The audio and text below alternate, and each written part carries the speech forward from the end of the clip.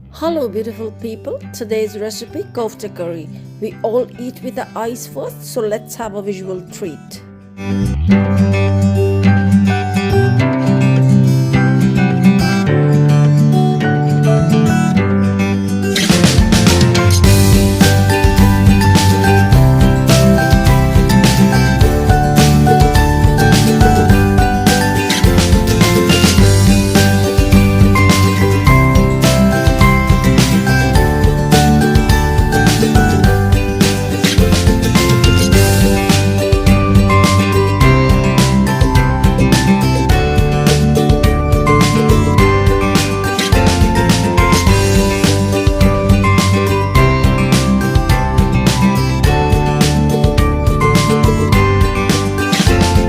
Let's start off by taking 2 medium-sized onions and 3 inches of ginger.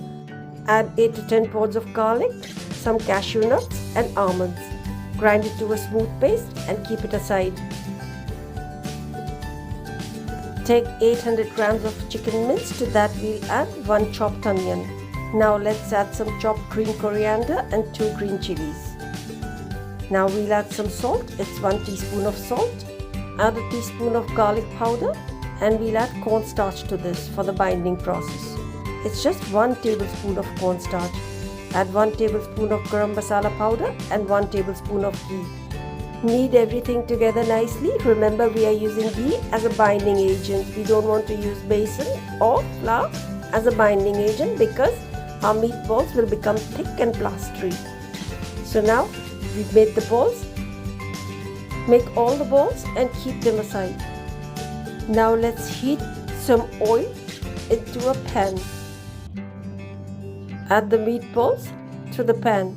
I'm using a kadahi over here. Kadahi is an Indian version of wok. It's deep enough to let you fry things with very little oil.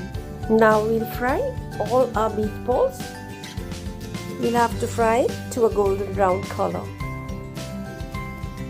In the meantime, the meatballs will get cooked also. Keep turning and tossing it until we get a nice golden color. We don't want them to get burnt. They should be just light golden color like this. Now to the same oil, we'll add the paste that we had made earlier. Give it a nice stir. Now let's add 2 tablespoons of fennel seed powder.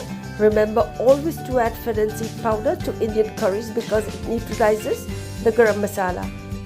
Now add 1 teaspoon of cumin seed powder and 2 tablespoons of coriander powder. Give everything a nice stir. Remember, it'll start spluttering, so always keep a lid handy. After 5 minutes, it'll stop spluttering because all the moisture has dried up. So now let's start stirring and add 1 teaspoon of garam masala powder and 1 teaspoon of salt. Give everything a nice stir again. And now it's time to add red chilli powder. This is Kashmiri red chilli powder. Remember, this is not pungent at all. If you can handle spicy food, you can use normal red chilli powder. But I am totally against normal red chilli powder because it's too hot for me to handle. I've added water. Let's bring it to a boil. Simmer it for 5 minutes. Now we'll add our meatballs. Drop them slowly. Make sure you don't burn yourself. Give it a nice stir and make sure that they are covered with water because we are going to cook the meatballs now.